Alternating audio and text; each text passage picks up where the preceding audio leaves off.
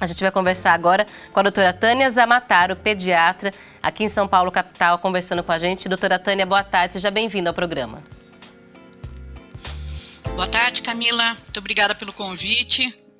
A nossa convidada, a doutora Tânia, é graduada pela Faculdade de Medicina da USP, com residência médica e especialização em emergências pediátricas, também pela USP, presidente do Departamento Científico de Segurança da Criança e do Adolescente da Sociedade de Pediatria de São Paulo, pediatra do Hospital Israelita Albert Einstein. Doutora, vou pedir para a senhora, então, com bastante experiência nesse tema, falar para a gente sobre quais são esses acidentes domésticos mais comuns com as crianças em períodos como esse de férias. Bom, grande problema das férias é a criançada muda a rotina, né? E isso é um problema também para os pais, mudar a rotina dos próprios filhos, né? E eles ficam mais tempo no casa, né? Aumenta a chance de ter acidente de forma geral. Você está me ouvindo? Doutora, por favor. Falhou um Desculpa. pouquinho, mas estou ouvindo. Então, é isso, tá, desculpa. Fora tudo isso, muitos pais não estão de férias, né? Então, como é que a gente vai lidar com uma super energia das crianças em casa? Então, de uma forma geral, a gente espera que a casa já esteja para ter a criança. Então, não é só no momento das férias que a gente vai cuidar ou se preocupar com os acidentes, né? Mas, durante as férias, a gente precisa fazer as crianças terem atividades direcionadas, supervisionadas, digamos assim, certo? E adequadas, né? Então, por exemplo, meu filho quer vai jogar bola dentro de casa, não vai ser uma boa pedida, certo? Então, eu preciso ter, exatamente, de evitar que uma criança que seja super ativa, filho, fica aí brincando, daqui a pouco ele está subindo nos móveis, tal. Então, a gente precisa ter elementos também para gastar essa infindável dessas crianças, certo? É interessante, doutora, porque esse, inclusive, é um ponto que gera muito atrito, porque às vezes os pais falam, mas esse menino não para, não fica quieto, mas essa expectativa é irreal. É uma criança que está trancada dentro de casa e esperar que ela fique lá, com aquela energia acumulada, e não invente nada, é uma expectativa irreal nossa. A gente que está pensando aquilo que, né, não adianta querer jogar na criança essa responsabilidade. Agora, doutora, nessa história de procurar o que fazer, muitas crianças vão, por exemplo, para a cozinha. Muito hoje, na moda, a gente vê crianças cozinhando, fazendo ali alguns preparos, ou nem sempre porque querem, mas porque precisam, porque ficam sozinhas o dia todo e precisam fazer as suas refeições. Quais são os cuidados principais que a gente tem que orientar as crianças quando estiverem na cozinha? Bom, eu vou te falar como médica, pediatra, né, e de segurança. Cozinha não é lugar de criança. Essa é o grande... Eu sei que a gente, do jeito que você acabou de falar, às vezes tem situações especiais que ou a criança entra ou não come também, né?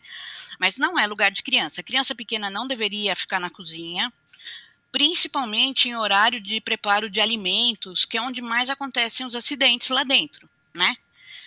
Como você mencionou, algumas crianças um pouco mais velhas já estão nessa fase, eu quero cozinhar também, né? Doutora, que idade Vou que a senhora ajudar. recomenda que a criança entre na cozinha? A partir de que idade? Nunca sozinhos, né? A Sim. partir do momento, eu acho que a partir de uns 7, 8 anos, com supervisão. Tá bom. E, assim, não mexendo no fogo, né? Não mexendo Com as em facas. facas, ainda sob supervisão, exatamente.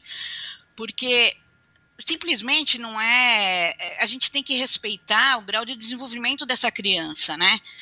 Porque apesar de, depois dos 7 anos, eles começam a ter um pouquinho mais de noção do que é perigo, etc., eles não têm maturidade para evitar um acidente.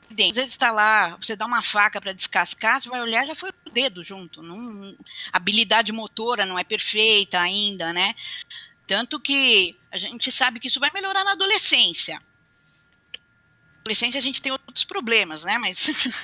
Mas pelo Essa menos habilidade nisso eu eles acho que adquirem. seria habilidades eles teriam, e a noção do perigo, é que eles podem ignorar, mas eles já têm essa noção, entendeu? Eu sei, é difícil falar, às vezes ver os pais que conseguem, esse meu filho tem um pouquinho mais de maturidade, talvez, né, dá pra gente deixar um pouquinho mais para cima, um pouquinho mais para baixo da idade, mas eu acho sempre um risco, né? E dá para brincar de outras coisas, né? Até porque a gente quer que eles gastem energia, né? Não é. Põe para limpar a casa, gasta mais energia do que brincar na cozinha, né? Põe para lavar o banheiro que E eles já vão pegando o adorar. embalo, nada na cozinha e nada de lavanderia, área de serviço também, que é outro lugar péssimo, um lugar de muito acidente, né? Produto de limpeza, então, também é um ponto de atenção, para não deixar a criança mexer, especialmente aqueles produtos que vêm em embalagens, que reutilizam embalagem de refrigerante, ou que tem aquelas cores, roxo, rosa, tudo isso tem que ficar escondido mesmo e a gente não tem que facilitar o acesso, né, doutora? Na verdade, a gente sugere nem comprar esse tipo de produto, porque você nem garante a qualidade e a segurança do produto para quem vai usar, né? Sim. Mas com certeza, principalmente tem criança que depois dos 2 anos começa aquela fase de fantasia, né? Ele não consegue imaginar que aquilo é um produto de limpeza, entendeu? Se ou deve ser alguma coisa gostosa, ou a cor é bonita, vou beber, e aí começam as indicações, que é uma das coisas que acontecem mais nas férias.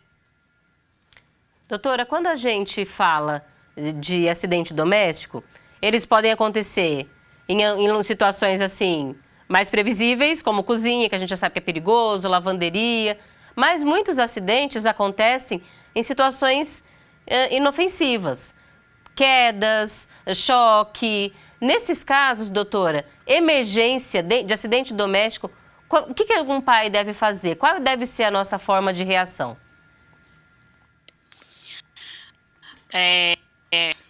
A primeira coisa que a gente sempre fala é que o melhor tratamento de um acidente é a prevenção, é evitar que ele aconteça, certo? Quando você falou em quedas acontecem de uma forma geral intensamente em casa e nas férias muito mais até que do que é documentado, porque muitos Sim.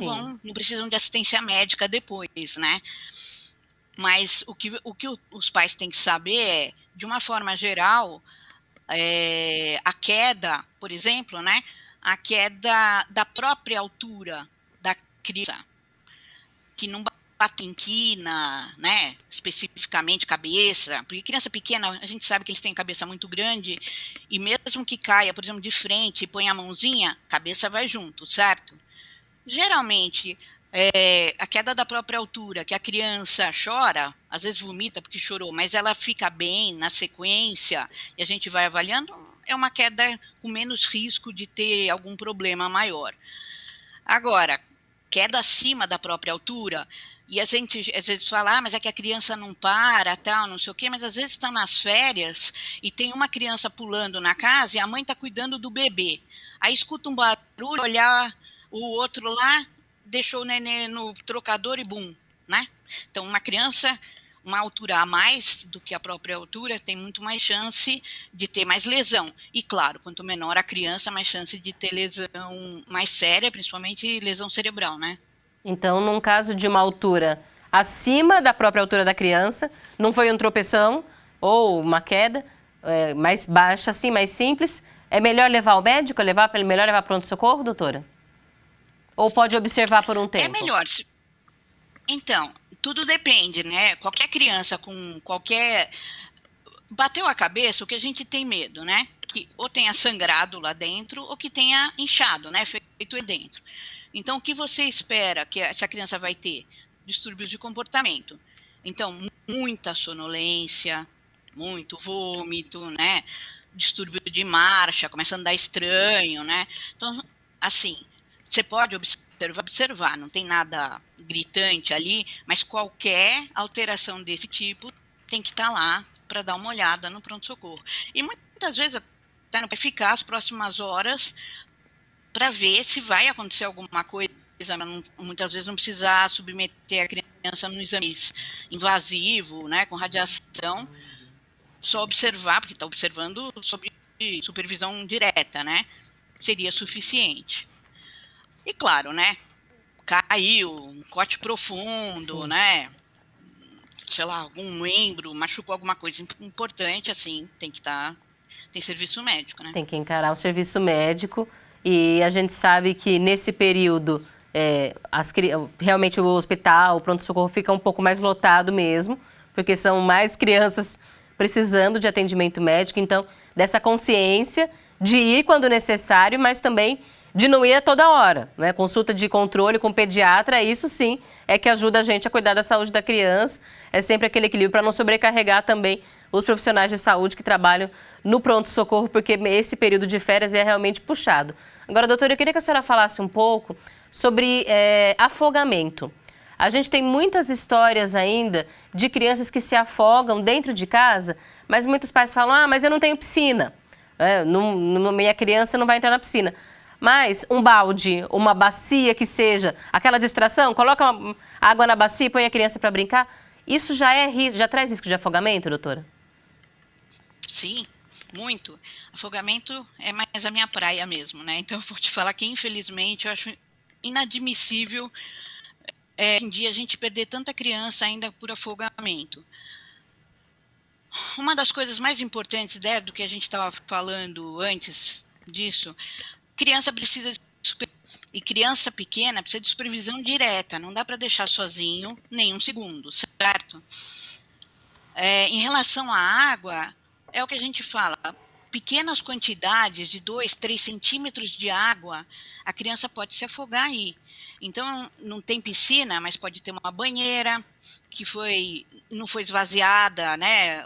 Deixaram uns minutinhos lá, a criança entra, ou família que deixa, mesmo que seja pouca água, né? Mas ele está sentado, batendo nem na cintura, e foi um minutinho que eu saí. Ele afogar aí, né? Principalmente a criança abaixo de 5 anos, que tem aquilo que eu falei, o segmento superior do corpo maior e mais pesado. Então, eles já não controlam isso direito. Uma maturidade muito baixa e uma capacidade de sair de emergências, assim, zero, né? Não tem vivência para isso. Então, é aí que acontecem os problemas. E criança, pessoal, lembra, eles têm, assim, adoração por água.